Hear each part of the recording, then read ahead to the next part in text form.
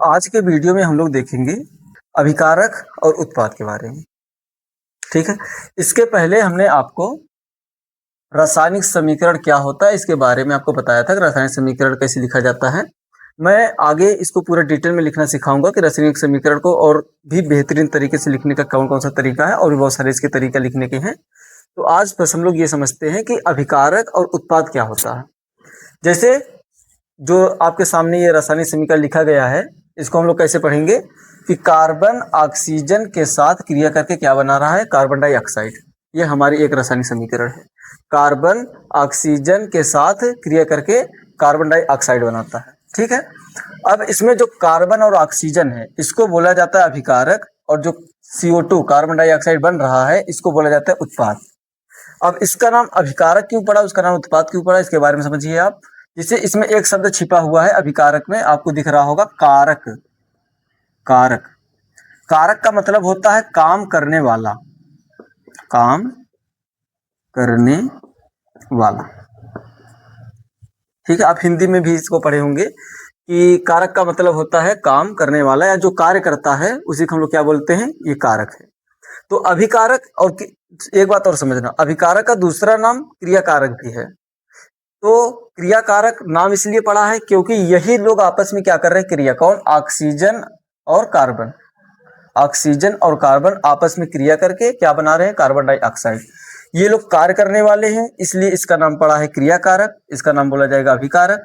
और क्रिया करने के बाद जिसका निर्माण होता है, जिसको हम लोग बोलते हैं उत्पादन, मतलब जिसका उत्पादन हुआ। जैसे हम लोग फसल उगाते हैं, तो फसल उगाने पे जिस चीज का उत्पादन होता है, हम लोग जिसका निर्माण होता है उसको हम लोग क्या बोलते हैं, उत्पादन बोलते हैं। तो उसी उत्पादन शब्द से लेकर के यहाँ पे बनाया गया उत्पाद। उत्पाद का मतलब जिस चीज का निर्माण हो रहा है। ठीक है, तो बात ये समझे रहिएगा। कोई भी रासायनिक अभिक्रिया हो रही हो, उसमें जो लोग आपस में क्रिया कर रहे हैं उनको बोला जाएगा क्रियाकारक या अभिकारक। और क्रिया करने के बाद जो भी पदार्थ बनेगा उसको हम लोग क्या बोलेंगे, उत्पाद बोलेंगे।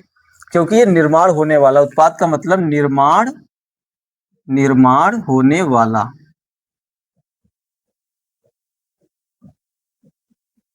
ठीक है, ये होता है उत्पाद। तो अभिकारक और क्रियाकारक का परिभाषा कैसे लिखा जाएगा? किसी रासायनिक समीकरण में भाग लेने वाले पदार्थों को अभिकारक कहते हैं। अभिकारक का परिभाषा से बनाएंगे, किसी रासायनिक अभिक्रिया में भाग लेने वाले पदार्थों को क्या बोलते हैं, अभिकारक कहते हैं। और उत्पाद का परिभाषा, किसी रासायनिक अभिक्रिया में बनने वाले पदार्थ या निर्माण होने वाले पदार्थ को उत्पाद कहा जाता है। ठीक है, इस तरीके से आप अगर बोर्ड के एग्जाम में पूछ लेता है, उसे हालांकि कभी पूछता नहीं है, फिलहाल अगर पूछ लिया तो आप इस तरीके से परिभाषा बना सकते हैं। और रासायनिक समीकरण में अभिकारक या क्रियाकारक को हमेशा बाईं तरफ लिखा जाता है और उत्पाद को हमेशा दाईं तरफ लिखा जाता है। यानी जिस बगल तीर का शीर्ष होता है उस साइड उत्पाद लिखा होता है, और तीर के पूंछ की तरफ क्या लिखा होता है, अभिकारक। ये भी आप बात क्लियर किए रहिएगा। उसके बाद रासायनिक समीकरण को मैं पूरा डिटेल में अगले वीडियो में आपको लिखने के लिए सिखाऊंगा, किस तरीके से लिखा जाएगा। पूरा डिटेलिंग होगा वहां पे कि किस तरीके से रासायनिक समीकरण को, बस इतना ही लिख देना, पूरी तरह से रासायनिक समीकरण नहीं होगा। और कब कब किस पदार्थ का या किस यौगिक का किस तरीके से सूत्र लिखना है, और बहुत सारी जानकारी आपको मैं देने का प्रयास करूंगा। आइए इस चीज को एक और उदाहरण से समझते हैं कि अभिकारक और उत्पाद कौन सा होगा। चलिए देखिए, मैं आपको एक दूसरा रासायनिक समीकरण लिख रहा हूं, उसमें आप पहचानिएगा कौन सा अभिकारक है कौन सा उत्पाद। जैसे मैग्नीशियम प्लस ऑक्सीजन।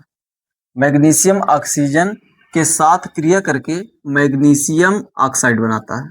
ठीक है, आप इसमें बताइए कि कौन अभिकारक है और कौन उत्पाद है।